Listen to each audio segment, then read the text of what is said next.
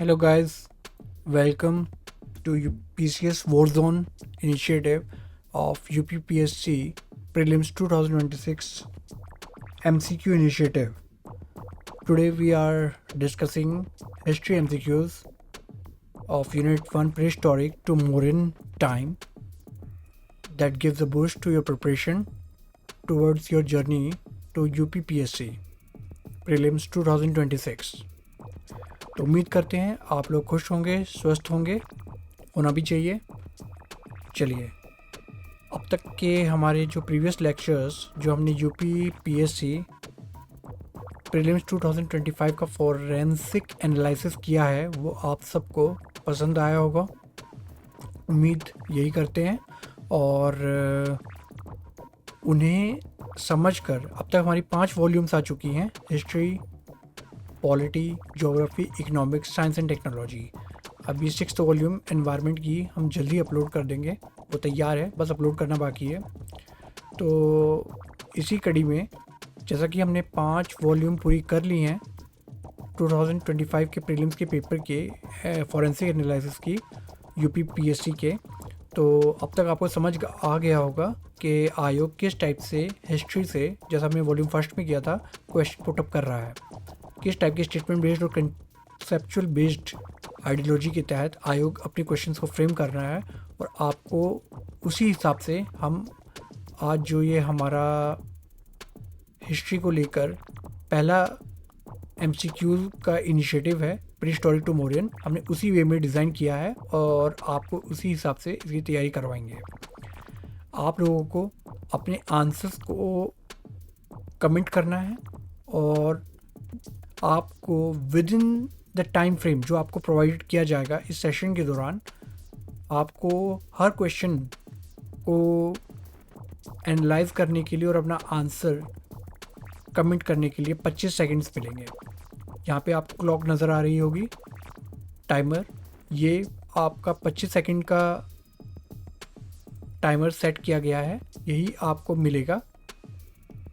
तो आपको उसी टाइम फ्रेम के विद इन अपने आंसर को कमेंट करना है और लास्ट में, एंड में, हम तकरीबन 12 से 15 क्वेश्चन हर उसके सब्जेक्ट के ऐसे ही लेंगे, जिससे कि आपको ऐसे नहीं होगा कि आपको जल्दबाजी में या आनन फानन में पूरे क्वेश्चंस ऐसे ही करा दिए जाएं, रटा दिए जाएं। नहीं, आपको क्वेश्चंस कम लिए गए हैं लेकिन उसी वे में लिए गए हैं, उसी थीम में, उसी फॉर्मेट में लिए गए हैं जिस टाइप से आयोग का पूछ रहा है, और आपको विद फुल एक्सप्लेनेशन उन क्वेश्चंस का आपको कराया जाएगा ताकि आपको अच्छी तरह उस क्वेश्चन की जो टर्मिनोलॉजी है आंसर सहित समझ में आ जाए। तो चलिए, बिना किसी देरी के आज का यूपीपीएससी प्रीलिम्स 2026 के लिए जो हमारा history MCQs from prehistoric to Mauryan है उसे स्टार्ट करते हैं। तो चलिए, तैयार हो जाइए। आज का पहला क्वेश्चन है, आपको बताना है, जो संगम लिटरेचर से रिलेटेड है। Which one of the following statements about Sangam literature in ancient South India is correct? Option A है आपके पास, Sangam poems are devoid of any reference to material culture. तो पहला ऑप्शन ये कह रहा है कि जो संगम पोएम्स थी वो बिना किसी मटेरियल कल्चर की तरफ इशारा नहीं करती थी। ये ऑप्शन ये कह रहा है संगम लिटरेचर से रिलेटेड, ये जो ऑप्शन इन्होंने दिया है, तो वो किसी मटेरियल कल्चर को रेफरेंस, उनका मतलब किसी मटेरियल कल्चर के प्रति उनका संगम लिटरेचर का रेफरेंस नहीं था। दूसरा ऑप्शन है, the social classification of varna was known to Sangam poets. उस टाइम जो क्लासिफिकेशन, जो वर्णा सिस्टम था, वो संगम पोएट्स को उसके बारे में पता था। तो ये दूसरा ऑप्शन ये कह रहा है। तीसरा ऑप्शन है, Sangam poems have no reference to warrior ethic. Sangam poems में कोई रेफरेंस नहीं है वॉरियर एथिक को लेकर, ये आपको बताना है। और Sangam literature refers to magical forces as irrational, ये ऑप्शन आपके पास है। तो आपका टाइम शुरू होता है अब, और with in this time frame आपको इस 25 सेकंड्स में अपने आंसर को कमेंट करना है। और चलिए, आपका टाइम शुरू होता है।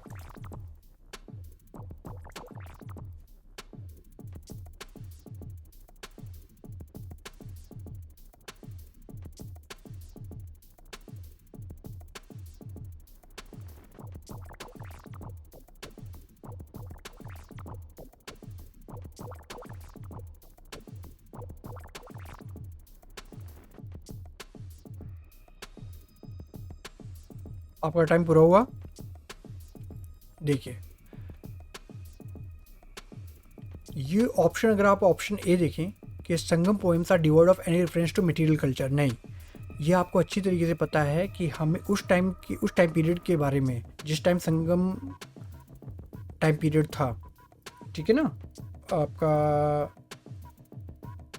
फर्स्ट से 4th सेंचुरी के दौरान, तो उस टाइम आपको पता है उस टाइम की पीरियड के बारे में, वहाँ के लोगों के बारे में, वहाँ उस टाइम कैसा उनका इकोनॉमिकल और पॉलिटिकल बैकग्राउंड था, वो उस मटेरियल कल्चर के बारे में हमें संगम लिटरेचर से ही पता चलता है। तो ये ऑप्शन तो अपने आप में ही गलत है। Sangam poems are devoid of any reference to material culture, ये तो पढ़ते ही गलत लग रहा है। आप लोग जैसे तैयारी करते हैं या आपने थियोरेटिकली इसे पढ़ा होगा संगम लिटरेचर को, तो ये ऑप्शन तो वैसे ही एलिमिनेट हो गया। बचा ये 3 option. Sangam poems have no reference to warrior ethic, तो ये भी ऑप्शन आप एलिमिनेट कर देंगे। इसे भी आप ऑप्शन से एकदम पढ़ सकते हैं कि उस टाइम की वॉरियर्स के बारे में, उनकी एथिक्स के बारे में सब कुछ इस लिटरेचर से ही हमें पता चला है। तो Sangam poems have no reference to warrior ethic, ये भी एलिमिनेट हो गया। बचा ये 2 ऑप्शन। अब ये देख लीजिए, Sangam literature refers to magical forces as irrational, ये मैजिकल फोर्सेज को इरेशनल कहती थी। तो अगर यहाँ ये रेशनल होता सिर्फ, तो ये ऑप्शन करेक्ट हो जाता। इरेशनल नहीं, वो मैजिकल फोर्सेस को रेशनल मानते थे, इरेशनल नहीं मानते थे। तो ये ऑप्शन भी आपका कट ऑफ हो गया। बचा आपका option b, the social classification of varna was known to Sangam poets. हाँ ये सही है। उस टाइम का जो वर्ना सिस्टम था संगम पीरियड के दौरान, या उस टाइम संगम पोएट्स को इसके बारे में पता था, वो जानते थे इसके बारे में, तभी तो हमें वहाँ उस लिटरेचर से उनके जो क्लासिफिकेशन हुई है उससे पता चला है कि उस टाइम का वर्ना सिस्टम कैसा था। ठीक है ना। तो देखिए कितना इजीली आपने बाकी ऑप्शंस को जो गलत थे एलिमिनेट करके अपने सही आंसर पर पहुंच गए। पहला तो ये आपका संगम पॉइंट्स की उनका कोई मटेरियल कल्चर का रेफरेंस नहीं देता, ये तो आप देखते ही पहचान जाते कि ऑप्शन गलत है। दूसरा कि जो मैजिकल फोर्सेज, नहीं, वो मैजिकल फोर्सेज में बहुत विश्वास करते थे, उसे रेशनल मानते थे। उसके बाद वॉरियर एथिक्स का उसमें कोई जिक्र नहीं था, ऐसा भी कुछ नहीं है। उस टाइम की वॉरियर एथिक्स के बारे में, वहाँ पॉलिटिकल और इकोनॉमिकल बैकग्राउंड सब कुछ हमें इस संगम लिटरेचर से ही पता चलता है। तो जब तीनों ऑप्शन एलिमिनेट हो गए, अब थोड़ा सा इसमें बस थोड़ा सा आपको एक कॉमन सेंस की अंडरस्टैंडिंग, एक कंसेप्चुअल आइडियोलॉजी बेस्ड अंडरस्टैंडिंग जो आपने थ्योरेटिकली पढ़ी होगी उसे अप्लाई करना था, और आप अपने आंसर तक पहुंच जाते हैं। तो देखते हैं कमेंट में किस किस का ऑप्शन राइट आया है, और इस तरीके से आपको अपना आंसर ये बताना था। चलिए दूसरा क्वेश्चन देखते हैं।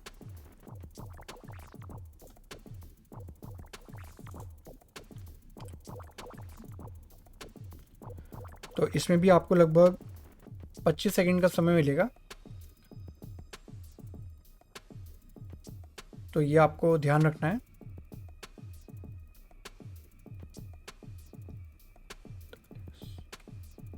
तो दूसरा क्वेश्चन देखिए, who among the following rulers advised his subjects through this inscription, whosoever praises his religious sect or blames other sects out of excessive devotion to his own sect with the view of glorifying his own sect, he rather injures his own sect very severely। ठीक है ना। ये एक आपको एक inscription दिया हुआ है, आपको ये बताना है कि इसमें से ये जो कथन कहा था इस इंस्क्रिप्शन में ये किस रूलर ने कहा है। तो इसका मतलब ये है कि whosoever praises his religious sect, जो भी अपने रिलीजियस सेक्ट की को प्रेज करता है, उसकी मतलब अपने रिलीजियस सेक्ट की महिमा का गुणगान करता है, और दूसरी सेक्ट को ब्लेम करता है, उन पर आपत्ति जताता है, एक ऑर्थोडॉक्सिकली डिवोशन के तहत अपने सेक्ट के प्रति, ताकि वो अपने सेक्ट को ग्लोरीफाई कर सके, उसे प्रेज कर सके, उसकी महिमा का गुणगान कर सके, तो वो अपने ही सेक्ट को बहुत बुरी तरीके से आघात पहुंचाता है। तो ये किस रूलर ने कहा था। तो इसमें भी आपको लगभग 25 सेकंड्स का वक्त मिलेगा, इस चीज़ का समय का बिल्कुल आपको ध्यान रखना है। तो चलिए आपका समय शुरू होता है अब।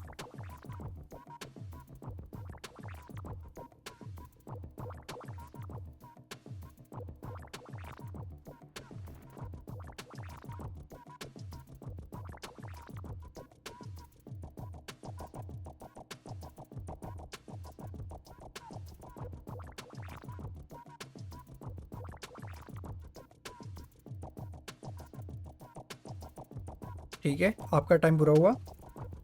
तो जिसने, देखिए, समुद्रगुप्ता ने ऐसा कोई कथन नहीं कहा था, ठीक है ना। समुद्रगुप्ता ने ऐसा कोई कथन नहीं कहा था। हर्षवर्धना ने भी ऐसा, फिर कृष्णा देवा राय ने भी ऐसा कोई कथन नहीं कहा था, ठीक है। और हर्षवर्धना की बात करें, इन दोनों के बीच में कंफ्यूज हो रहा है, तो हर्षवर्धना ने भी ऐसा कोई नहीं कहा था, ये अशोक ने कहा था, अशोका ने। तो ये ऑप्शन इसका बिल्कुल सही है। देखिए, जो 12वां रोक एडिक्ट था, ठीक है ना, आपने रोक एडिक्ट्स के बारे में जब पढ़ा होगा थ्योरेटिकली, तो जो 12वां था,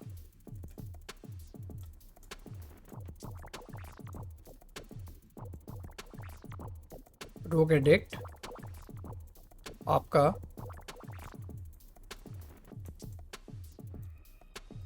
12वां रोक एडिक्ट, तो अशोका ने ये प्रोक्लेम्ड किया था, ये घोषणा की थी, ये same who so ever praises the religious sect और ब्लेम्स, ये वाला लास्ट तक, ठीक है ना।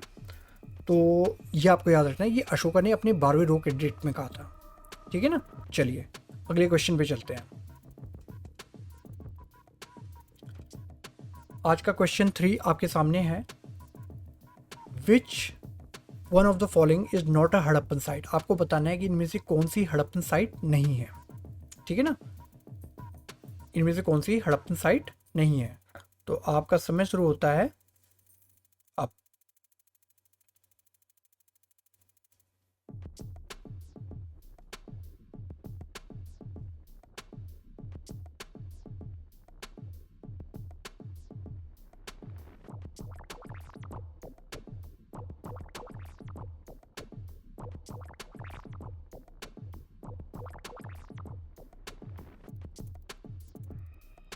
तो आपका समय पूरा हुआ। चलिए देखिए, ये आपको बिल्कुल क्लियर है कि ये एक हड़प्पन साइट है, चनहुदारो। कोट दीजिए भी आप बहुत आसानी से, जो वेस्टर्न साइड में पड़ती है। फिर देसलपुर भी एक हड़प्पन साइट है, ठीक है ना। ये तीनों नाम अगर आपने जब हड़प्पन इंडस वैली को पढ़ा होगा, तो हड़प्पन साइट्स के बारे में जब आपने पढ़ा होगा, तो ये आपको अच्छी से पता चलेगा। चनहुदारो, कोट दीजिए, देसलपुर, ये हड़प्पन साइट है। लेकिन यहाँ पे जो आपका सोहागुरा है, ठीक है ना, ये आपकी हड़प्पन साइट नहीं है। सोहागुरा ये राप्ती नदी जो है उसके बैंक्स पे गोरखपुर ज़िले में उत्तर प्रदेश के पड़ता है, एक विलेज है, ठीक है ना, सोहागुरा। तो ये आपको ध्यान देना था। तो यहाँ पे ये ऑप्शन आपका नहीं होगा, ये नहीं होगा, ये नहीं होगा, ये आपका राइट ऑप्शन है, सोहागुरा, ठीक है ना। चनहुदारो तो आपका एक आर्कियोलॉजिकल साइट है जो इंडस वैली सिविलाइजेशन से बिलोंग करती है, और ये सिंध पाकिस्तान में पड़ती है, ठीक है ना, ये आपको याद रखना है। उसके बाद कोट दीजी जो है, चनहुदारो, ये सिंध पाकिस्तान में पड़ती है। और फिर आपका ये जो कोट दीजी है, ये आपका ये उसी की इंडस वैली सिविलाइजेशन की साइट है, ठीक है ना, ये आपको याद रखना है। देसलपुर जो है ये आपका कच्छ में पड़ता है, ये एक स्मॉल सेटलमेंट है कच्छ में, ये हमारे यहीं पे कच्छ में पड़ता है, ठीक है ना। तो ये देसलपुर हो गया, कोट दीजी हो गया, चनहुदारो आ गया। ये तो आपकी इस ऑप्शन के तहत सही नहीं है। इन्होंने पूछा which of the following is not a Harappan site, Sohagaura, ठीक है ना, ये मैंने आपको बता दिया। ये राप्ती नदी के बैंक्स पे गोरखपुर ज़िले में उत्तर प्रदेश के एक स्मॉल विलेज है, ठीक है ना। और अगर आपको कुछ याद आ रहा हो, तो सोहागुरा जो है ये एक कॉपर प्लेट इंस्क्रिप्शन के लिए मशहूर है, मौर्यन पीरियड का, जो रिकॉर्ड करता है जो फेमिन रिलीफ एफर्ट्स जो हुए थे। तो ये कॉपर प्लेट है मौर्यन पीरियड का, फेमिन रिलेटेड उससे, सोहागुरा, ठीक है ना। तो ये क्वेश्चन आपको वैसे भी याद रखना है, ठीक है ना, ये मौर्यन है।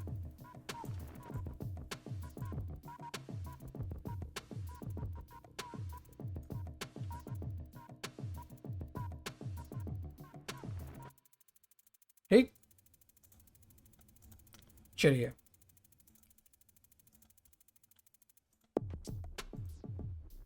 तो ये आपका हो गया। अब फोर्थ क्वेश्चन पे आइए आप। फोर्थ क्वेश्चन आपका है, with reference to difference between the culture of Rigvedic Aryans and Indus Valley people, which of the following statements are correct? ठीक है ना, Rigvedic Aryans used the coat of mail and helmet in warfare, whereas the people of Indus Valley civilization did not leave any evidence of using them. ठीक है ना, Indus valley civilisation के जो लोग थे वो इस टाइप का कोट ऑफ मेल और हेलमेट को वॉरफेयर में यूज़ नहीं करते थे, ये बताया गया, और ऋग्वेदिक आर्यंस करते थे।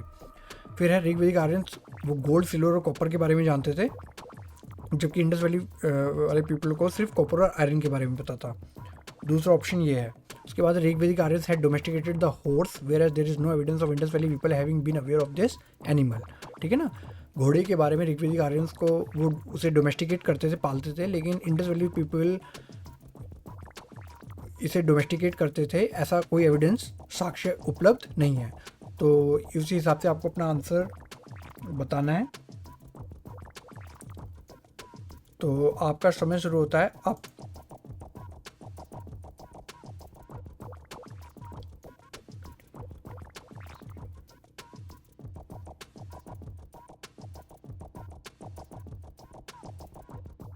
वही आपको 25 सेकंड्स मिलेंगे लगभग अप्रॉक्सीमेट। टाइम का ध्यान रखिएगा।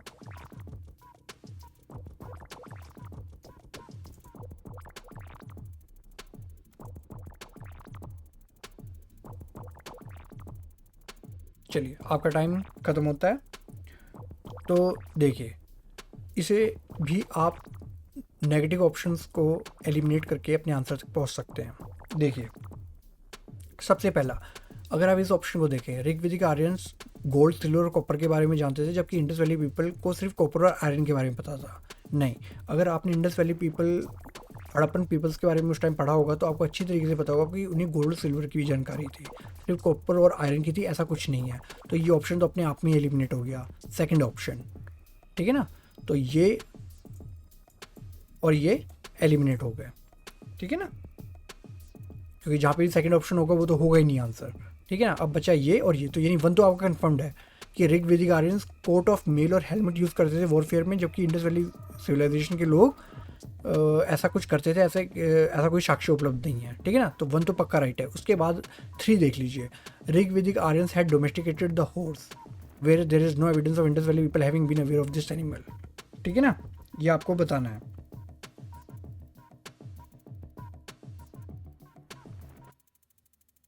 तो ये भी बिल्कुल सही है कि जो ऋग्वेदिक आर्यंस थे वो तो, ये तो आपको, जब आपने ऋग्वेदिक आर्यंस के बारे में पढ़ा होगा, वैदिक पीपल के बारे में, तो वो हॉर्स को डोमेस्टिकेट करते थे।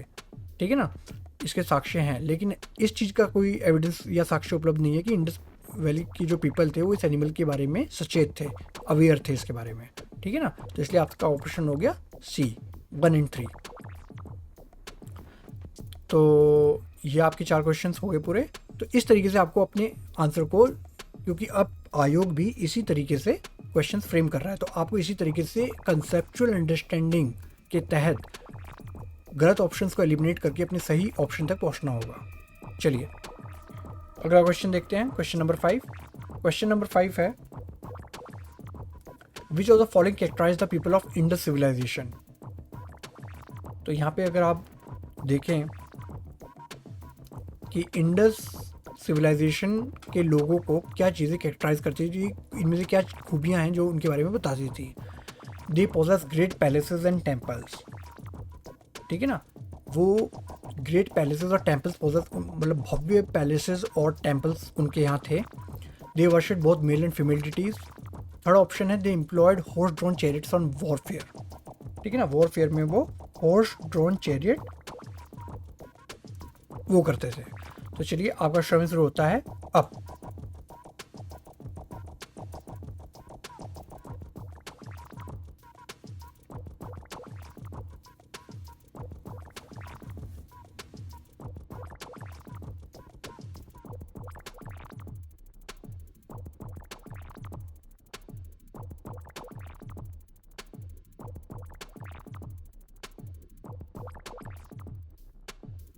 ओके, आपका टाइम खत्म होता है।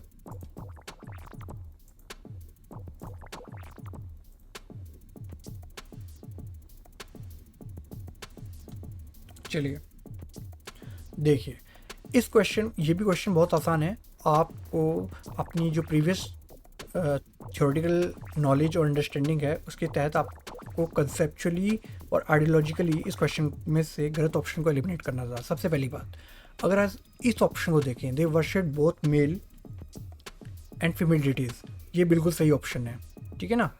वो मेल और फीमेल डिटीज़ दोनों को ही पूछते थे, ये तो आपको एकदम क्लियर हो गया था। दैट मीन्स कि सेकंड तो आपका राइट है।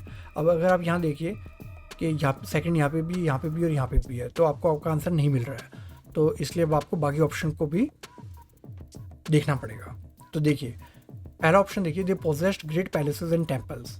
आपको अच्छी तरीके से पता है कि जो इंडस वैली सिविलाइजेशन के लोग थे वो बहुत ही भव्य और आलीशान पैलेसेस और टेम्पल पोजेस नहीं करते थे, ये सबको बहुत अच्छी तरीके से पता है, ठीक है ना। उनके यहाँ पे इस टाइप का, मतलब ये आप बिल्कुल कोई ऐसा साक्ष्य अवेलेबल नहीं है। हाँ, उनके पास ग्रेट बाथ थे मोहनजोदड़ो में, जो रिचुअल पर्पज़ के लिए वो इस्तेमाल करते थे, लेकिन कोई बिल्डिंग डिस्कवर्ड ऐसी हुई है हड़प्पन साइट पे जिसे टेम्पल कहा गया हो, मंदिर कहा गया हो, भव्य बहुत ही, इस टाइप का ऐसा कोई साक्ष्य वहाँ पे नहीं मिलते, ठीक है ना। ग्रेट बाथ जरूर था वहाँ पे जो रिचुअल्स के लिए होता था मोहनजोदड़ो में जैसे मिला है, लेकिन बहुत बड़े बड़े ग्रेट पैलेसेस और टेम्पल्स ऐसा कुछ नहीं था, ठीक है ना। तो ये ऑप्शन एलिमिनेट हो गया, वन एलिमिनेट हो गया। तो अगर वन एलिमिनेट हो गया तो बचा ये, तो ऑप्शन 2 आपका एकदम राइट है। दैट मीन्स कि दे एम्प्लॉयड, ये तो आपको अभी ऊपर भी कराया गया था कि ऐसे हॉर्स डोमेस्टिकेट करने का ऐसा उनके पास कोई वो नहीं मिला है, लेकिन आप सिर्फ इसे राइट मान के और इसे एलिमिनेट करके अपने आंसर तक पहुंच जा रहे थे। तो चलिए, अब आइए आपका 6th क्वेश्चन, आपका समय सॉरी पहले क्वेश्चन देख लीजिए, इंडस वैली पे ही है। Regarding the Indus valley civilization consider the following statements. तो आपको इंडस वैली सिविलाइजेशन से रिलेटेड ये कुछ स्टेटमेंट्स पढ़ने हैं और अपने आंसर देना है। तो देखिए, पहला ऑप्शन है, it was predominantly a secular civilization, ये एक धर्मनिरपेक्ष सिविलाइजेशन थी। And the religious element though present did not dominate the scene. हालांकि रिलीजियोसिटी, धार्मिकता मौजूद थी, लेकिन कभी भी ऐसा नहीं था कि वो आम लोगों के जीवन में या आम उस अर्बन लाइफ में लोगों को डोमिनेट कर रहा हो। वो धर्मनिरपेक्ष सेक्युलर लोग थे, धर्मनिरपेक्ष लोग थे, रिलीजियस एलिमेंट भी था, धार्मिकता थी, लेकिन ऐसा नहीं था कि वो धार्मिकता ही डोमिनेट कर रही थी सीन को। दूसरा, during this period cotton was use for manufacturing textiles in India.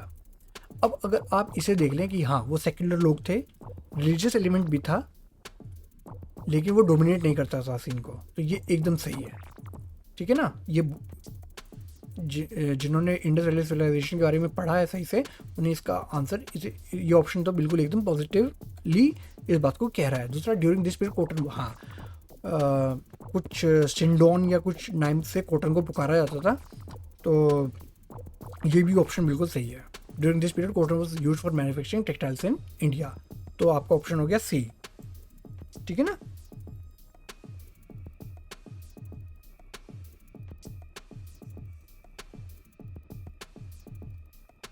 चलिए, ओ इसमें मैंने टाइम नहीं दिया, मैं टाइम देना भूल गया। चलिए कोई बात नहीं, अगले क्वेश्चन में देते हैं।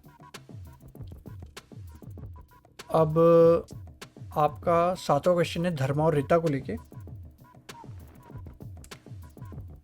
तो इस पे क्वेश्चन देख लीजिए, dharma and rita depict a central idea of ancient Vedic civilization of India.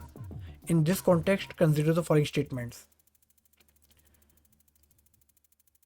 Dharma was a conception of obligations and of the discharge of one's duties to oneself and to others, ठीक है ना। धर्मा क्या था, ये एक ऑब्लिगेशन, एक एक इंडिविजुअल की, एक वंस इंडिविजुअल की ड्यूटी मानी जाती थी अपने प्रति और दूसरे लोगों के प्रति, ठीक है ना। धर्मा का कंसेप्शन कुछ ऐसा था, तो ये तो पढ़ने से ही आपको पता चल रहा होगा। उसके बाद दूसरा है, Rita was the fundamental moral law governing the functioning of the universe and all it content. और रीता क्या थी, रीता एक आपका बेसिक फंडामेंटल एक कानून था, मॉरल लॉ था, जो गवर्न करता था, जो इस बात को सुनिश्चित करता था कि यूनिवर्स की फंक्शनिंग कैसी होगी और उसके अंदर जो भी चीज़ें हैं वो कैसे फंक्शन करेंगी, काम कार्य करेंगी। तो रीता उससे रिलेटेड था। तो इसमें आपका समय शुरू होता है अब।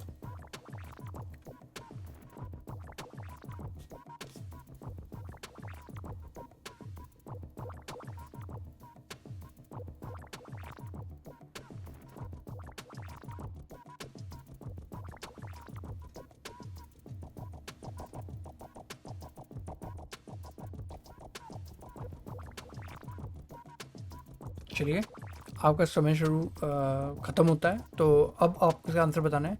जैसा मैंने डिस्कस करते वक्त आपको कहा था कि ये तो पढ़ने से ही सही लग रहा है कि एक की ड्यूटी अपने प्रति और दूसरों के प्रति जो कंसेप्चुअल ऑब्लिगेशन होता है, एक कंसेप्शन होता है ऑब्लिगेशन का, तो वो धर्म है।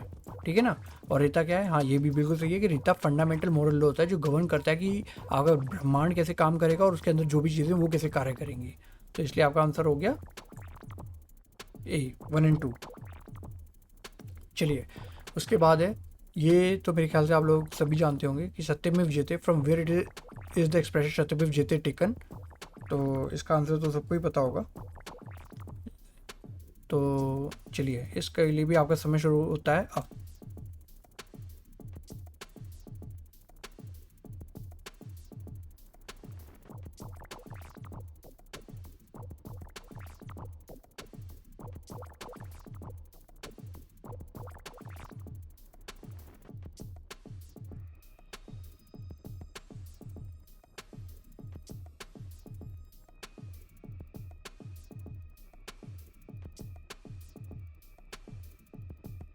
चलिए, इसमें थोड़ा ज़्यादा टाइम दे दिया आपको। ऐसे क्वेश्चन ये ज़्यादा टाइम के लायक था नहीं।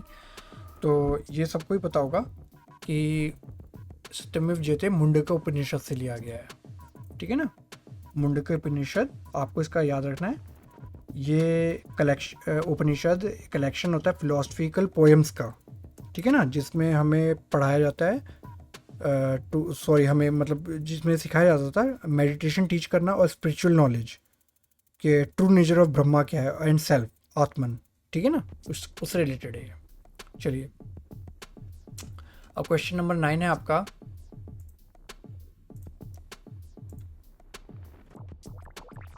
ये आपको करना है, consider the following statement. The last Mauryan ruler Brihadratha was assassinated by his commander in chief Pushyamitra Shunga. Okay, जो लास्ट मौर्यन रूलर थे बृहद्रथा, उन्हें उनके commander in chief Pushyamitra Shunga ने उनकी हत्या की थी। उसके बाद दूसरा ऑप्शन है, the last Shunga king Devabhuti was assassinated by his ब्राह्मणा मिनिस्टर वासुदेव कानवा who usurped the throne। ठीक है ना। जैसे ये ऑप्शन कह रहा है कि लास्ट मौर्यन रूलर बृहद्रथा को उनके commander in chief Pushyamitra Shunga ने असैसिनेट किया था। वहीं पे ये वाला ऑप्शन कह रहा है कि जो लास्ट शुंगा किंग थे देवभूति, उन्हें असैसिनेट किया था उनके जो मिनिस्टर थे वसुदेव कानवा ने। उसके बाद थर्ड ऑप्शन है, the last ruler of the कानवा डायनेस्टी वो डिपोज्ड बाय आंध्राज। ठीक है ना। तो ये इस टाइप से ऑप्शन दिए हुए हैं। तो आपका समय शुरू होता है इसके लिए अब।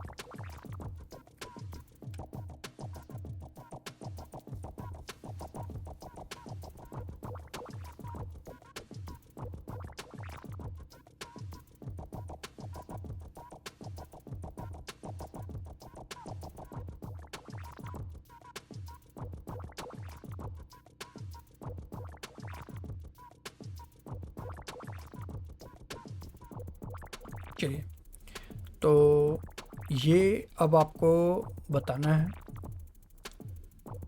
तो जिन्होंने इस असैसिनेशन क्लस्टराइजेशन के बारे में पढ़ा है कि कौन से रूलर ने किसको कब मारा, कैसे मारा, तो सबको पता है कि जो लास्ट मॉडर्न रूलर थे बृहद्रथा को, उन्हें उनकी हत्या की थी उनके कमांडर जी पुष्यमित्रा शुंगा ने। ठीक है ना। तो ये क्वेश्चन ये बिल्कुल राइट है। 1 आपका राइट हो गया। तो दैट मीन्स कि या तो आंसर ये है या ये है। ये दो ऑप्शन तो वैसे ही कट गए। ठीक है ना। तो अब बाकी के दो ऑप्शन देखिए। The last Shunga king Devabhuti was assassinated bye ब्राह्मणा मिनिस्टर वासुदेव कानवा हु यूसर्प्ड द थ्रोन। ठीक है ना। ये ऑप्शन भी बिल्कुल राइट है। जैसे बृहद्रथ लास्ट मॉडर्न रूलर को पुष्यमित्रा शुंगा उनके कमांडर इन चीफ ने मारा था, उनकी हत्या की थी, ऐसे ही जो लास्ट शुंगा किंग थे देवभूति, ठीक है ना, ये पुष्यमित्रा शुंगा क्लैन के जो देवभूति लास्ट शुंगा किंग थे, उनकी हत्या की थी उनके जो मिनिस्टर थे वासुदेव कानवा ने। ठीक है ना। और फिर जो लास्ट कानवा डायनेस्टी थी, रूलर था कानवा डायनेस्टी का, उन्हें डिपोज किया था आंध्राज ने। ये भी बिल्कुल सही है। ठीक है ना। तो तीनों ऑप्शन आपके राइट है। ओके, तो ये आपको देखना था। तो तीनों ऑप्शन ही अपने आप में एकदम राइट हैं। तो ये जो आपके आंध्राज ने लास्ट कान्हा डायनेस्टी को किया था ना, ये आंध्राज आपके वही आंध्रा किंग जो सिमुका थे, जिन्हें आप ये कह देते हैं सतावाहना डायनेस्टी। तो सतावाहना डायनेस्टी को जो सिमुका ने इस्टेब्लिश किया था ना, वो ये आंध्रा किंग ही हैं। तो साउथ इंडिया में ये प्रोमिनेंट पावर थी, ये आपको याद रखना है, ठीक है ना। आंध्राज आपके क्या हो गया, जो सिमुका किंग थे।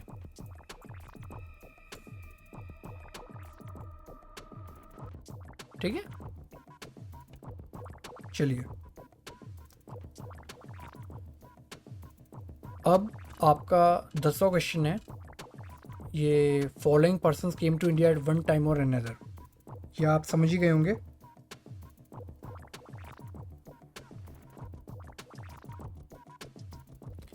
कि ये कब कौन सा फॉरेन रूलर आया था, रिलेटेड है। तो ये आपको बताना है। तो यहाँ ये आपको दिए हुए हैं फाहिन, आइसिंग, मेगास्थनीज, ह्यूनसेंग। तो इनका करेक्ट क्रोनोलॉजिकल सीक्वेंस उनके विजिट का उनके विजिट का आपको बताना है। तो आपका समय शुरू होता है।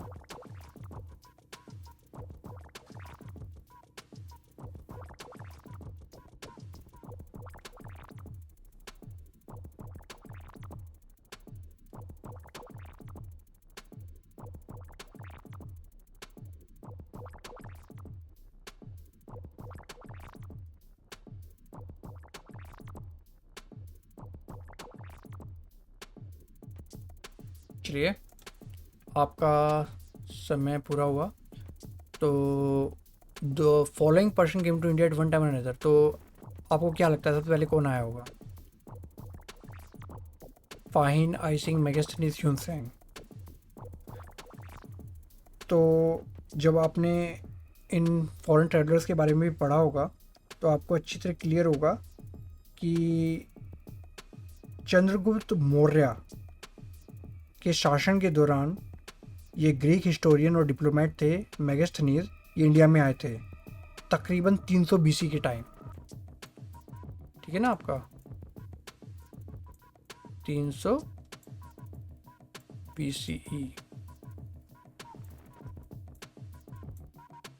ठीक है, तो आपको आपका पहला वो मिल गया, करेक्ट क्रोनोलॉजिकल वो बताना था। तो इस हिसाब से मेगास्थनीज पहले हुआ, तो थर्ड पहले होगा। अब यहाँ 2 ऑप्शन आ रहे हैं, यानी ये 2 ऑप्शन तो कट ऑफ हो गए आपके। ठीक है ना, एक भी आंसर आप सही से अगर वो कर लेते हैं तो आप अपने ऑप्शन तक पहुंच सकते हैं। इस तरीके से आपको वहाँ पे एलिमिनेट करना सीखना है। तो यही अप्रोच आप अपनाएंगे तो आप क्वेश्चंस को सही कर ले जाएंगे। भले ही वो आपको उस टाइम नहीं आ रहा, लेकिन अगर आपको एक आधे ऑप्शन के बारे में पता है, इवन कई बार तो ऐसा भी होता है कि अगर आपको एक ऑप्शन के बारे में सही से पता है और आप उस एक ऑप्शन की मदद से बाकी ऑप्शन को एलिमिनेट कर जाते हैं, तो आपका आंसर, आप सही स्टेटमेंट्स पे पहुंच सकते हैं अपने आंसर के। चलिए देखिए, तो ये आपका या तो ये है या ये है। अब ये भी क्लियर है कि अगर मेगास्थनीज पहले से आए थे फिर फाहिन आए होंगे। ठीक है ना, क्योंकि दोनों जगह 1 है, दैट मीन्स कि फाहिन, ये बिल्कुल सही है। फाहिन आपके तकरीबन ये कुछ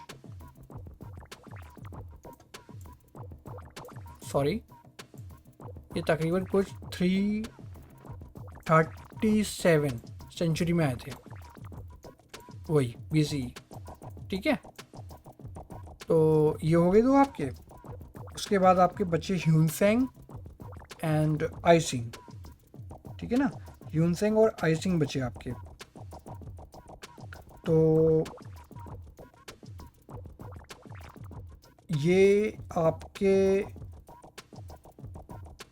तकरीबन इंडिया में कब आए थे, और आइसिंग कब आए थे और ह्यूनसेंग कब आए थे।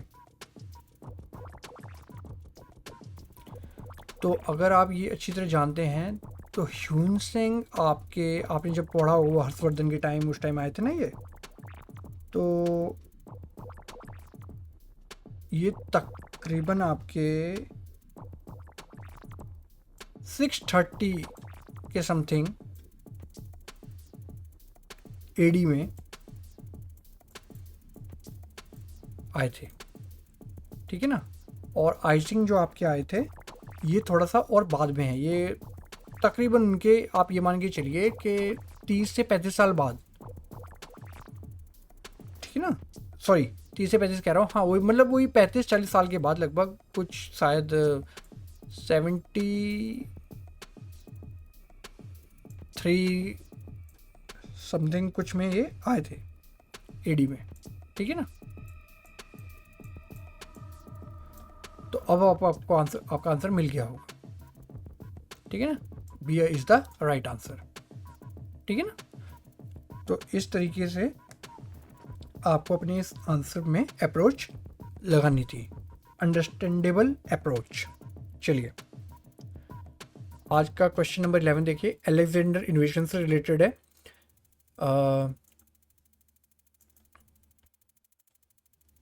ये आपको करना है, जस्ट अ मिनट।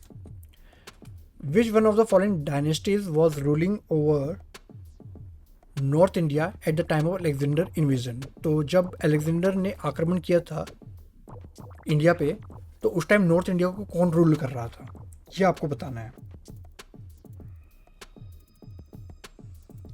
ठीक है ना। तो इसमें आपका समय शुरू होता है अब।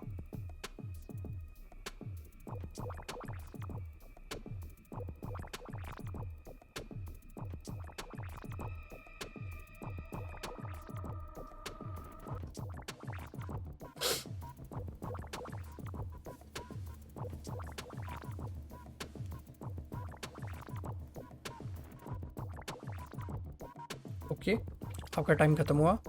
तो अलेक्जेंडर का इन्वेजन तो आपको पता ही होगा कि उन्होंने इंडिया पे कब वो किया था। अलेक्जेंडर ने तकरीबन 327 सॉरी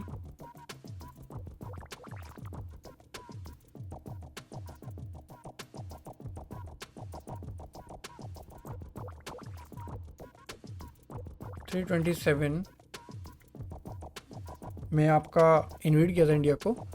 तो उस टाइम जो डायनेस्टी थी वो कौन सी थी, उस टाइम आपकी नंदा डायनेस्टी थी, ठीक है ना। ये आपको याद रखना है,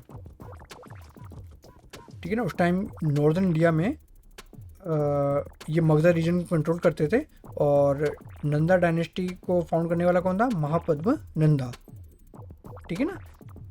तो ये आपको फेमस पता ही है कि जो मौर्यन डायनेस्टी के फाउंडर थे चंद्रगुप्त मौर्य, उन्होंने ही लास्ट नंदा रूलर धनानंदा को डिपोस्ट किया था, गद्दी से हटाया था, ठीक है ना। ये आपको याद रखना है। तो अलेक्जेंडर की इन्वेजन के टाइम नंदा डायनेस्टी थी, और लास्ट नंदा रूलर, जैसे आपने ऊपर वो किया था कि लास्ट मौर्यन रूलर बृहद्रथा को उनके कमांडर इन चीफ शुंगा जो थे पुष्यमित्र शुंगा ने किया था। फिर पुष्यमित्र शुंगा को शुंगा डायनेस्टी के जो लास्ट वो थे उन्हें किसने किया था, उन्हें वासुदेव कानवा ने किया था। और फिर ऐसे ही वासुदेव कानवा डायनेस्टी के जो लास्ट रूलर थे उन्हें आंध्राज ने वो सिमू का पढ़ाया था ना, सतावाहन डायनेस्टी के। तो इसी तरीके से यहाँ पे भी आपको याद रखना है कि लास्ट जो नंदा रूलर थे धनानंदा, उन्हें डिपोस्ट किसने किया था, चंद्रगुप्त मौर्य ने, मौर्यन डायनेस्टी के। और वैसे अलेक्जेंडर के इन्वेजन के टाइम कौन था, नंदा डायनेस्टी थी, ये आपको याद रखनी है। चलिए अगले क्वेश्चन पे चलते हैं। आज का 12वां क्वेश्चन है आपका कि जो फोर्थ बुद्धिस्ट काउंसिल थी जो कश्मीर में हुई थी, कश्मीर के कुंडल वन में, during the reign of which king, ठीक है ना, ये आपको बतानी है, ठीक है ना। तो ये तो आपको याद होगा, तो किसके टाइम पे ये हुई थी ये आपको बतानी है।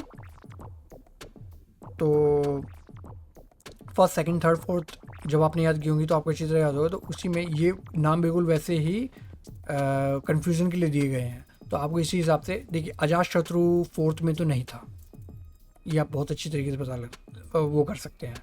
काला अशोका भी फोर्थ में नहीं था, अशोका फोर्थ में नहीं था, थर्ड में था, ठीक है ना। इस ऑप्शन से आप अपने क्वेश्चन तक पहुंच सकते हैं। तो बचा कौन, बचा आपका कनिष्का, ठीक है ना। तो ये जो फोर्थ बुद्धिस्ट काउंसिल थी ये कब हुई थी, आपके 72 AD में, और कुंडल में वही श्रीनगर कश्मीर में ये हुई थी ठीक है ना, कनिष्का जो कुषाण डायनेस्टी के थे उनके टाइम में। और यहाँ पे हेड ऑफ द काउंसिल कौन था, ये भी आगे क्वेश्चन आएगा, ये उसमें आप बताइएगा। ओह सॉरी, इसमें शायद मैंने टाइम नहीं दिया, तो कोई बात नहीं, चलिए अगले वाले क्वेश्चन में देते हैं।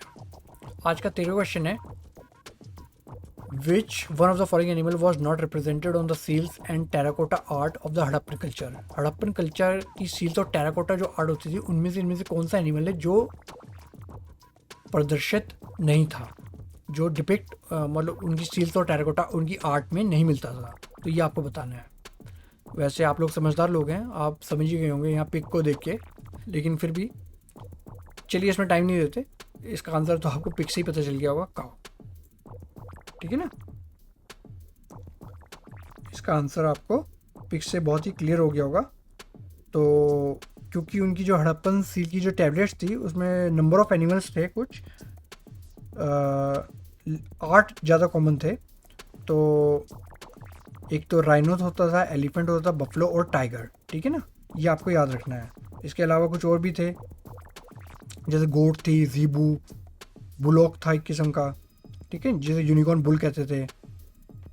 तो लेकिन गाय, ऊंट और घोड़ा और लॉयन ये डिपिक्टेड नहीं थे, याद रखना। ठीक है ना, क्या क्या डिपिक्टेड नहीं थे, आपका काऊ नहीं थी, ऊंट भी नहीं था, हॉर्स भी नहीं था और लॉयन भी नहीं था, टाइगर था। ठीक है ना, एलिफेंट, राइनो, टाइगर ये थे, एक यूनिकॉर्न बुल भी था। ठीक है ना, ये आपको याद रखना है। चलिए आज का 14th क्वेश्चन है, Harappan sites and archaeological findings, तो ये आपको बतानी है। चलिए आपका समय शुरू होता है अब।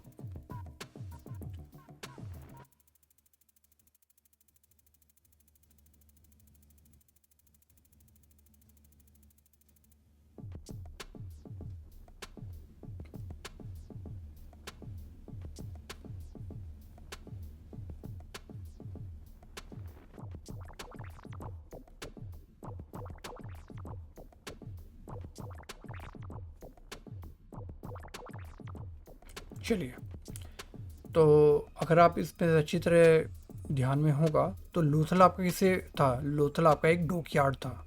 ठीक है ना, सॉरी इसमें ऑप्शन लगाना भूल गए हम, तो चलिए कोई बात नहीं, मैच द फॉलोइंग के उससे कर लेते हैं, दिक्कत नहीं होगी। लोथल आपको पता, सभी को पता है, डॉकयार्ड से रिलेटेड था। फिर आपका कालीबंगन अगर आप देखें तो ये एक प्लग्ड फील्ड के बारे में था। ठीक है ना, ऐसे ही आप धोलावीरा को अगर देखें तो यहाँ पे आपको inscription comprising 10 last signs of Harappan script मिली थी।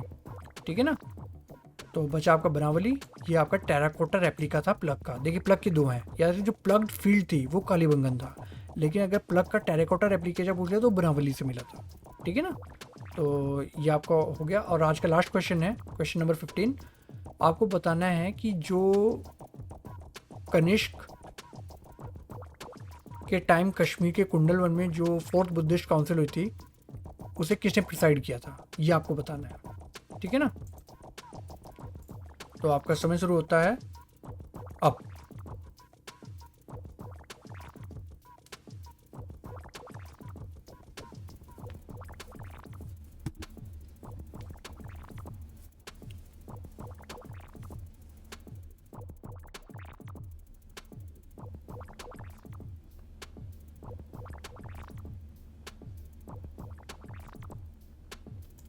चलिए, तो ये जो कनिष्क के टाइम में कुंडलवन में 4th बुद्धिस्ट काउंसिल हुई थी, उससे किसने प्रिसाइड किया था उस टाइम, उस काउंसिल के अध्यक्षता किसने की थी? तो इसका सीधा सा आंसर है आपका डी, वसुमित्रा। ठीक है ना, और अश्वघोषा ने इन्हें असिस्ट किया था। ठीक है ना, अश्वघोषा, ये असिस्ट किया था इन्होंने, ये आपको याद रखना है। ठीक है ना, वहाँ पे ये दो ऑप्शन भी दिए जा सकते, तो बच्चे कंफ्यूज हो जाएंगे, वो शायद कोई अश्वघोषा लगा के आ जाएं, क्योंकि दोनों नाम उसी से काउंसिल से रिलेटेड हैं। लेकिन ये आपको याद रखना है, प्रिसाइड अध्यक्षता वसुमित्रा ने की थी और अश्वघोषा ने इन्हें असिस्ट किया था।